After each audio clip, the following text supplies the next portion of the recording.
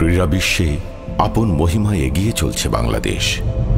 Cricket, football, hockey সহ ক্রীড়াক্ষেত্রে প্রতিটি পর্যায়ে আমাদের দেশের কৃতি সন্তানেরা গৌরবোজ্জ্বল সাফল্য অর্জন করছে। 1971 পরবর্তী যুদ্ধ বিধ্বস্ত বাংলাদেশে দৃশ্যপট ছিল সম্পূর্ণ ভিন্ন। বাংলাদেশের ক্রীড়াঙ্গনে তখন আবির্ভূত হয়েছিলেন একজন স্বপ্নচারী। তিনি স্বাধীন বাংলাদেশের স্থপতি বঙ্গবন্ধু তনয়। তিনি উদ্দীপ্ত যৌবনের দূত Sheikh Kamal. He was a visionary organizer. He was a leader. He had charisma.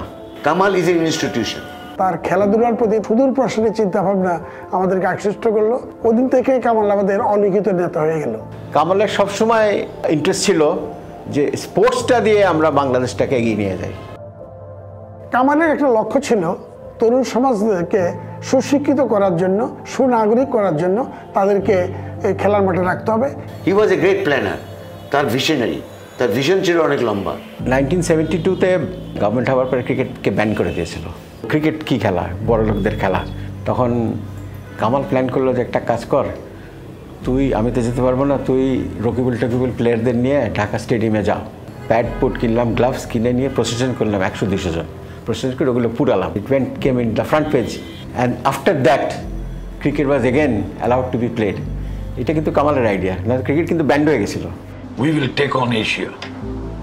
আমি এই কথাটা আজও বলতে পারিনি। We will take on Asia. So his plan was সে ফুটবলটাকে এমনভাবে ডেভেলপ করে নিয়ে যাবে যেন আমরা টপ এশিয়াতে আসতে পারি। কামালের খুব নেশা ছিল একটা ক্লাব করবে। তো আমাদের ওনারা সবাই মিলে ডিসকাস করে আবনী ক্রীড়া চক্র নাম দেওয়া হলো। আবহনী একটু এক্সাক্ট বলতে হয়, আবহনী শব্দটা তখন কেউ বুঝতো না, তখন এটা আবহন থেকে আবহনী। বাংলাদেশের তদানীন্তন পূর্ব পাকিস্তানের ম্যাপটা ছিল, বোর্ডে জয় বাংলা লেখা ছিল। এই স্টিকারটা আমার ব্যাটে কামাল লাগিয়ে দিয়েছিলেন। ওর স্লোগানই হলো পিন্ডি না ঢাকা। এটা কিন্তু আওয়ামী লীগের বা ছাত্রলীগের স্লোগান না, এই স্লোগানটা ওয়াজ জাস্ট শেখ কামাল। আজকে যদি উনি থাকতেন, চিত্রপটটা কেমন হতে পারত? আপনি যদি চিন্তা করেন যে লোকটি ওই সময় 73-74-এ একটা মডার্ন ফুটবলকে উপহার দিয়েছে। কামাল নিজে খুব ভালো বাস্কেটবল খেলতেন, কামাল ক্রিকেট খেলতেন, কামাল হকি খেলতেন এবং নিজে খেলাতেন।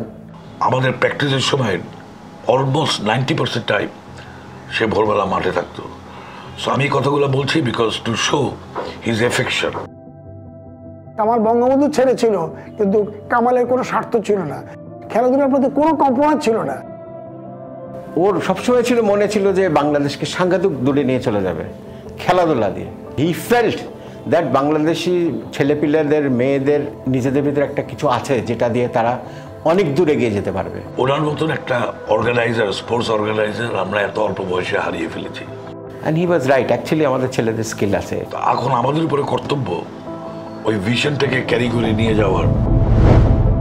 বাংলাদেশের ক্রীড়াঙ্গনে যুগান্তকারী বিপ্লবের প্রবক্তা শেখ কামাল। ক্রীড়াক্ষেত্রে গৌরবোজ্জ্বল অবদানের স্বীকৃতিস্বরূপ মরণোত্তর স্বাধীনতা পদকে ভূষিত হন তিনি। যতদিন বাংলাদেশে থাকবে ততদিন বাংলাদেশের ক্রীড়াঙ্গনে জল করবে একটি নাম, চিরভাস্বর, চিরঞ্জীব শেখ কামাল।